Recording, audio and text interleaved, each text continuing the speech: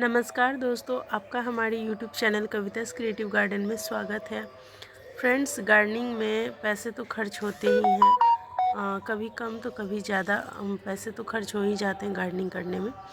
लेकिन अगर आप कम बजट में गार्डनिंग करना चाहते हैं तो इस तरीके के जो हमारे गमले में पौधे उगाते हैं या अगल बगल से कहीं भी देखें, ये सदाबहार के प्लांट है। ये हर जगह आपको कहीं न कहीं उगे हुए मिल जाएंगे, कभी दीवारों पे भी ये मिल जाते हैं। तो इसे हम नहीं भी लगाते तो भी हमारे गार्डन में ये आ जाते हैं और बहुत ही मतलब इजी टू ग्रो प्लांट होता है ये। इसमें कोई हमें देख रेख करने की ज़रूरत नहीं पड़ती है और बहुत अच्छी ये फ्लावरिंग होता है, बहुत ही फ्लावरिंग इसमें ज़्यादा होती है।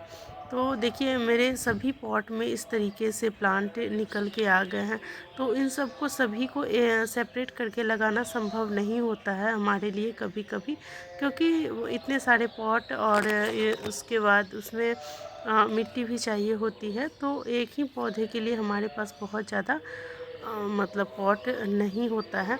तो कभी कभी हम इसे वेस्ट कंटेनर में लगाते हैं, वेस्ट चीज़ों में लगाना पसंद करते हैं।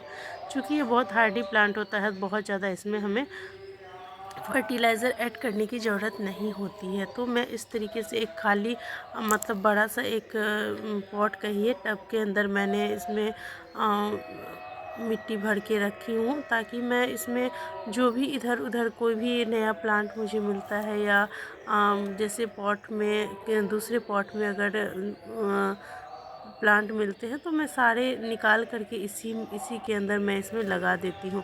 तो देखिए, इन सबको जो है पॉट से निकालना ज़रूरी इसलिए भी होता है क्योंकि हमारा जो मेन प्लांट होता है उसको भी न्यूट्रिशंस नहीं मिलती है और सारे न्यूट्रिशंस इस तरह के पौधे ले लेते हैं। तो ऐसे में जो है मेरा जो मतलब हमारा जो मेन प्लांट होता है उसको न्यूट्रिशंस नहीं मिलती और अच्छी तरीके से ग्रोथ नहीं हो पाती है।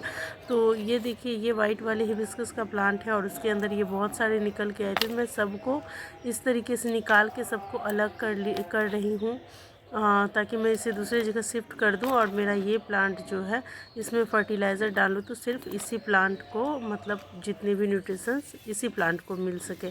तो हम जब गार्डनिंग करते हैं तो नहीं लगाने के बावजूद भी हमारे पॉट में बहुत सारे दूसरे पौधे भी निकल के आ जाते हैं। तो जब हमें फर्टिलाइज़ करना होता है तो फिर हमें दिक्कत आती है। तो देखिए, इस तरीके से ये मेरा चंपा का प्लांट है और देखिए इसमें बहुत सारे प्लांट इस तरीके से उगाए हैं। तो सबको निकालना ज़रूरी है। तो मैं जितने भी बड़े प्लांट हैं सबको मैं इस तरीके से निकाल लेती हूँ और दूसरे किसी गमले में इसे शिफ्ट कर दूँगी। देखिए, कितने सा पूरा गमला ही भर गया है सदाबहार के पौधे से और हमें ख़रीद के लाने की भी ज़रूरत नहीं पड़ती है सदाबहार के पौधे को। अगर आप हाइब्रिड विनका अगर नर्सरी से लाने जाए तो भी वो भी 30 से 40 रुपये में पर प्लांट हमें मिलते हैं नर्सरी में। लेकिन अगर आप इससे गार्डनिंग करते हैं देसी वाले अगर सदाबहार के पौधे से अगर हम लगाते हैं तो हमारा बिल्कुल भी ज़ीरो बजट में हमारा गार्डनिंग हो जाता है और इसके फूल भी सेम ही रहते हैं, बहुत ज़्यादा डिफरेंट नहीं होता है। तो देखिए, ये भी इसमें भी देखिए पर्सिलेन और सदाबहार के पौधे अपने आप ही उग आए हैं। तो इस तरीके से बहुत सारे पौधे फ्री के तैयार हो जाते हैं। तो अगर आप फ्री में गार्डनिंग करना चाहते हो तो इस तरह के पौधे देखिए कितने सारे निकाले हैं हमने पौधे और इनको सेपरेट करके अगर लगाना चाहे तो भी लगा सकते हैं। और मैं तो सेपरेट करके नहीं लगा रही हूँ क्योंकि मेरे पास अभी पॉट अवेलेबल नहीं है। तो देखिए, ये बड़े से कंटेनर में मैं सारे पौधों को इस तरीके से शिफ्ट कर दी हूँ और जब ये गेंदे के पौधे सूख जाएंगे तो निकाल दूंगी। उसके बाद ये पौधे और अच्छी तरीके से फैल जाएंगे। तो फ्रेंड्स, आज का हमारा ये छोटा सा वीडियो अच्छा लगे तो लाइक कीजिएगा। चैनल पे अगर नए हैं तो सब्सक्राइब करना बिल्कुल भी मत भूलिएगा।